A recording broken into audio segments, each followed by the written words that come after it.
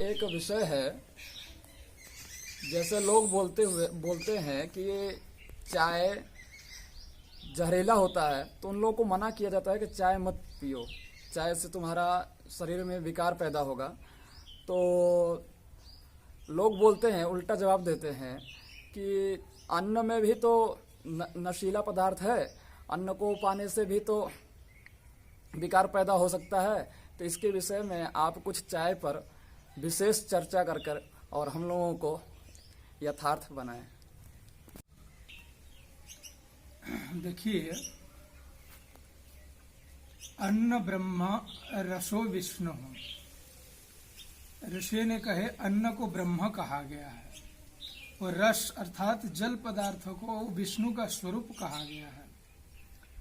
तो कहीं ऐसे देखने में नहीं आता है कि चाय को किसी भगवान का स्वरूप माना गया हो और किसी सिद्धांत में कहा गया हो।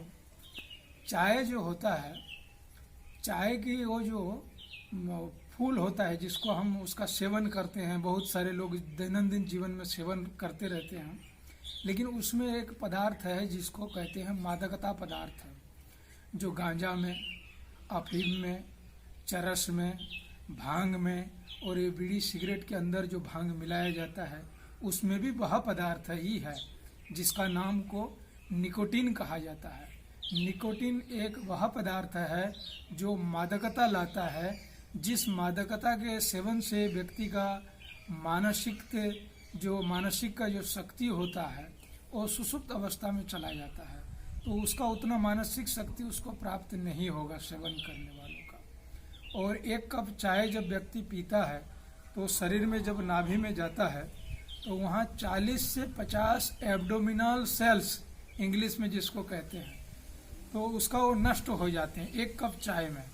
और दूसरी बार जब समय पे वो व्यक्ति को चाय नहीं मिलेगा तो उसके मन में तड़पन होगा, मन में विचलित होगा, और जब उसको एक कप चाय मिल जाता है वो उसको अच्छा लगता है। उसका अच्छा लगने का कारण है कि वो जो सेल्स में जो उत्पथल मचलाहा था मस्तिष्क में, वो थोड़ी देर के लिए वो डीप स्लीप में चले जाते हैं निकोटीन के सेवन के द्वारा। तो उसी को व्यक्ति को आनंद महसूस होता है। तो मादकता द्रव्य को सेवन करके अपनी जीवन का कल्याण करना, बुद्धि शक्ति को बढ़ाना और शरीर की स्वस्थता और दीर्घायु को पाना बहुत कठिन है। इसीलिए मादकता द्रव्य को छोड़ देना चाहिए। अन्न ब्रह्म, जिस भोजन को पा करके लोगों का यही धारणा है कि भोजन करने के बाद जो व्यक्ति निद्रा अवस्था में आ जाता है उसी में मादकता है कहते हैं। ऐसा नहीं है। तो भोजन में जो हमारे शरीर को तृप्ति करके मन को थोड़ी देर के लिए एक विश्राम दे देता है, तो वो शरीर के हमारे समस्त धातुओं को परिपुष्ट करता है। उसमें रस बनता है, रक्त बनता है, मांस बनता है, मेद बनता है, मज्जा बनता है, शुक्र बनता है, अस्थियां बनते हैं, कई प्रकार के विटामिन्स बनते हैं, मांसपेशियां बनते हैं। तो शरीर को दीर्घायु और स्वस्थ आदि बनाने के लिए भोजन का अति आवश्यकता है। और अन्न को ब्रह्म कहा गया है।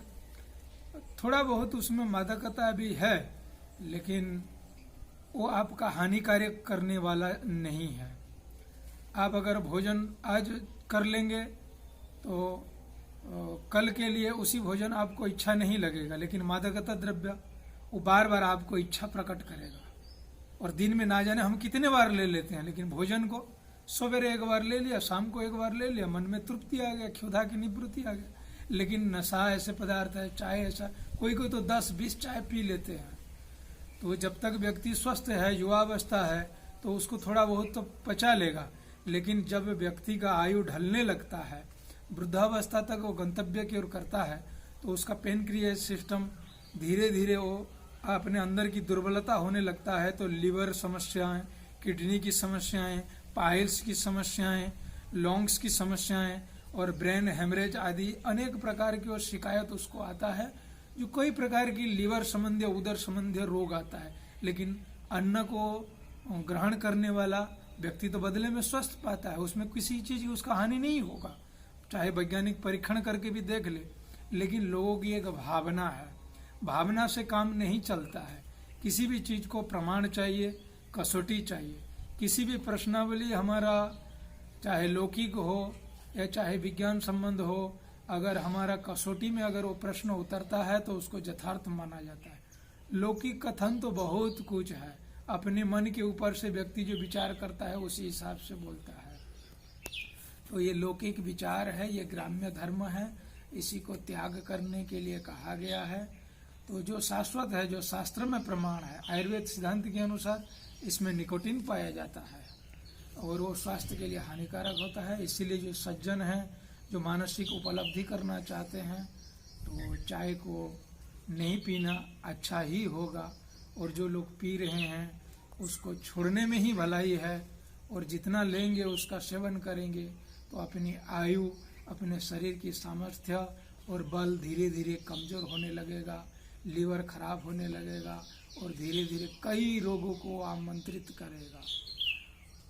तो इसीलिए सज्जनों, आप स्वयं निर्णय करिए, अच्छा तो क्या है और बुरा क्या है। शास्त्र इसीलिए प्रमाण है, क्या कर्तव्य है और क्या अकर्तव्य है, इसीलिए शास्त्र प्रमाण है। इसीलिए पठन पाठन करके जो व्यक्ति आगे चलता है वो यथार्थ निर्णय कर लेता है। जय